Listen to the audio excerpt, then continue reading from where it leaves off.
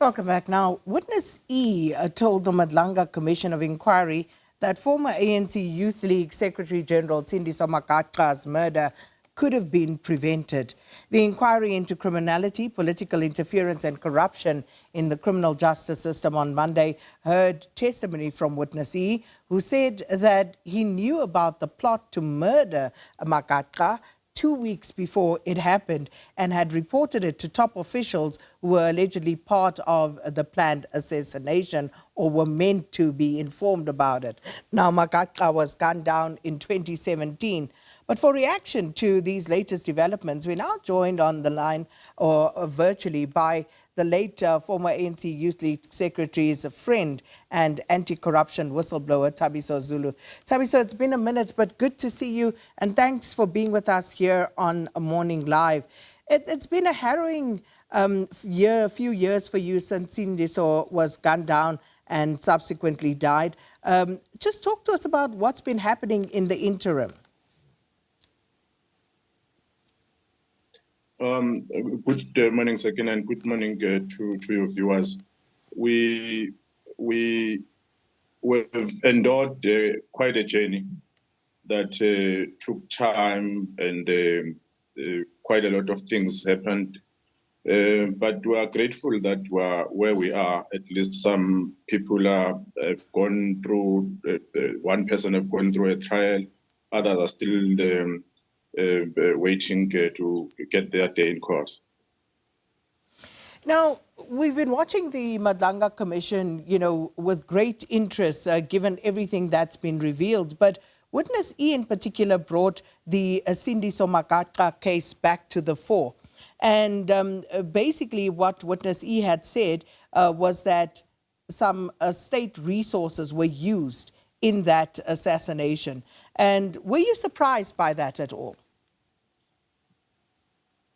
No, we're not surprised because it's something that we've known for some time. It's just that now it's coming to the right platforms. When it goes to the Madlanga, it's at the right place, and we believe that they are going to probe everything. But Witness E is not a hero, Sakina, because as a family, we had our own interaction after he spoke, after he testified. And our view and our reflection is not guided by gullibility, naivety, or short-term excitement. We reflected on the following. One, if he really wanted to save the life of Sindiso Magaqa, he had quite a lot of other avenues that he could have explored. One, he could have called the Minister of Police, Minister Fikile Mbalula, Minister of Police at the time. He is an intelligence officer. He could not fail to get the number of the minister. He could have tipped Sindiso Magaqa even with the street record phone. He could have tipped him. He could have sent a message in one way or another to Sindiso's friends. So we also aware, Sakina, we are in possession of his statement that he deposed on the 21st of January 2019. The matter, Sindiso was shot in 2017. So for full 2 years, he was keeping quiet, he was not saying anything. He only came out to say some of the things because he had a fallout with his the former friends and the colleagues that he is now exposing. So if he wanted to assist us and wanted to assist the state to probe this crime, 1 day after Sindiso had been killed, or 2 days after Sindiso had been shot or something like that, he could have come out, they wrote an affidavit, provided the investigators with the affidavit. But that's now beside the point where we are now. We also believe that there are a lot of other people that still needs to be charged and that needs to be brought into this matter. It's those former apartheid agents that used to kill our own comrades during the liberation struggle and that received amnesty in the Truth and Reconciliation Commission. Those crime intelligence officers are from such a background. Then we expect and we demand that they must be arrested. But we also demand that Mdungalane, a former journalist who now works at Teguna municipality, must also be arrested for being accomplice and being ready to go and collect 500,000 that was going to be paid to hitmen. We are also calling for the arrest of this very same Witness E, who was fully involved in the whole thing. He was going to drive a car on the day Sindiso was going to be killed, up until his friends turned against him. They left him. They did not go with him, but he was ready to go and do that. He was part of going to collect a gun at Umsinga. He drove them to go and train in the bush when they were preparing to go and shoot and kill Sindiso. He also perjured himself in one way or another before the Madlanga Commission. In his statement of the 21st of January 2019, he says at that time he didn't know the identity or the name of the person who was going to be killed at Umsinga. During Madlanga Commission, he now says he knew, and he told his superiors. So he changes his story as it goes. Last point, Sakina. Our own understanding is that people that are in the witness protection are not supposed to interact with the outside world. But this witness has been interacting with anyone and everyone he wants to consult, even as a witness, because he claims that he is a compelled witness, even interacting with people that are accused of killing Sindiso Magaqa. While he's a witness this side, but he's busy interacting with the various people that are accused of killing Sindiso Magaqa. So we're not gullible. We are not taking his testimony as this huge thing, this huge revelation. He's playing to the gallery. He is joining the palace politics that is happening there. We're not interested in that. We're not in the corner of Senzo Mtunu. We're not in the corner of the armed generals. We're in the corner of Sindiso Magaqa. We're demanding justice for Sindiso Magaqa. And we're not going to be deterred or diverted by people that want to parachute and smuggle other things that have got nothing to do with Sindiso and try and make as if they are saying so because they're sympathizing with us.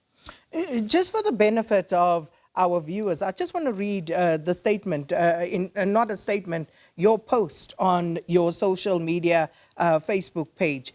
And this is how it reads. The gloves are off. After yesterday's meeting of the Magaqa family, which I was part of, I was more encouraged and now ready for the battles ahead. But for today, we are ready to say our say, which will include naming the former apartheid agents that are accomplices in the murder of Sindiso Magaqa. They provided an AK-47 and the car. We may, for the first time, reveal how the ANC at the provincial level at the time was given a hit list that included the name of Sindiso Magaqa among those who were to be killed. And as usual, the ANC did nothing. We may name the leaders who were given such a list. We will be all over, and we will be on the radio and elsewhere. We will reflect on yesterday's witness E's testimony, whose name we know, not with some gullibility and short-term excitement and naivety. And this is what you say, which is quite a mouthful. So you've spoken to witness E, but in terms of the AK-47s that you say were supplied by former apartheid agents and the vehicle, are you ready to name those names of who actually supplied those? And also, have these names and allegations been formally submitted to any investigators or to the commission that's sitting currently? Yeah, look, Sakina, two things. One, where what a terrible time for that connection to freeze on us. But of course, we'll try and get Thabiso Zulu back, just reflecting on a post that he put out on social media following the appearance and testimony of witness E at the Madlanga Commission.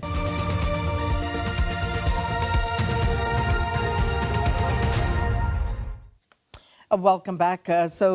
We lost Thabiso Zulu there, but we have a re-established connection. And just to get straight to it in the interest of time, we were talking about the shocking testimony at the Madlanga Commission this week, speaking to the influence of crime intelligence in the murder of the former ANC Youth League Secretary General Sindiso Magaqa. And Mr. Zulu, Thabiso, thanks so much for coming back to us.